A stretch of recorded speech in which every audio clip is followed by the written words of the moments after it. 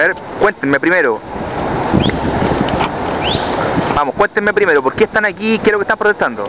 Bueno, estamos protestando por el asunto el nuevo proyecto de ley, la 649911, que va en contra de la eliminación, o sea, que va por la eliminación de los animales y que se contrapone con la ley de protección animal.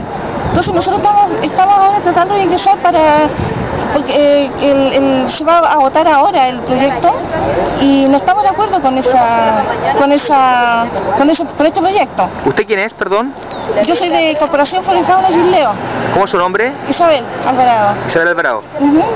¿Y usted, señor? Sí, Francisco Marín. Cuénteme, ¿usted está aquí apoyando la causa?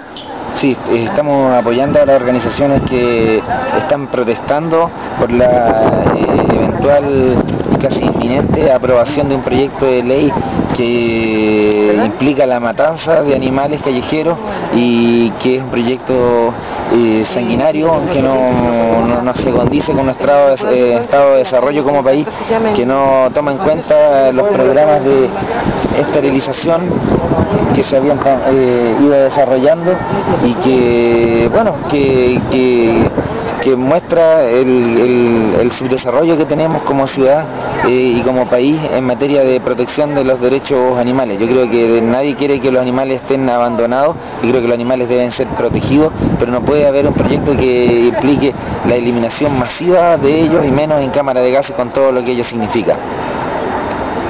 Es horrible esta situación, ¿cierto? Sí, es atroz. Estamos volviendo a los años 50, que los años 50 cremaban a los animales, los recogían y ahora estamos en las mismas condiciones. Sabemos perfectamente que eliminar no es solucionar el problema. Aquí tienen que haber controles de prevención y tienen que hacerse las cosas con la gente, con las autoridades como corresponde, con educación. Hacer prevención a la gente y que la gente entienda y tenga conciencia de que tiene que tener cuidado con su mascota y protegerla. No que el animal ande botado en la calle, ni lo deje salir a la calle, qué sé yo. Los animales no deben andar abandonados tampoco. No deben haber animales abandonados en las calles.